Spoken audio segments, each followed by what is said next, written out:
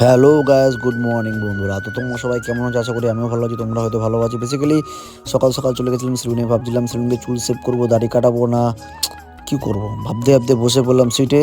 বললাম যে ন্যাড়া হবো, ন্যাড়া করে দাও। তো ওরা বলছে যারে লাকিদা ন্যাড়া করছো। বললাম আমার ইচ্ছা, আমার ভালো লাগছে, আমার চুল, আমার ব্যক্তিগত ব্যাপার, আমার লাইফ, আমি কি করবো কি না করবো। তখন বলছে তো রেগে যাচ্ছ কেন? বলছি রেগে যাচ্ছি না, আমার চুল, আমি না ন্যাড়া হতেই পারি। বলছে না, এই ফার্স্ট টাইম তুমি ন্যাড়া হচ্ছ। যে হ্যাঁ, ছোটোবেলায় মা বাবা জোর জবরদস্তি বসে, তখন নিজের ইচ্ছায় বসলাম ন্যাড়া হতে। তো বলছে একদিকে শীতকালে বসেছো ভালোই হয়েছে, টুপি পরে থাকবে সবসময়, কেউ দেখতে পাবে না, বুঝতে পারবে না। আমি লোককে দেখানোর জন্য কিছু করি না, আমি নিজের জন্য করি, নিজের ইচ্ছা হয়েছে, নিজের ভালো লাগছে তাই করছি।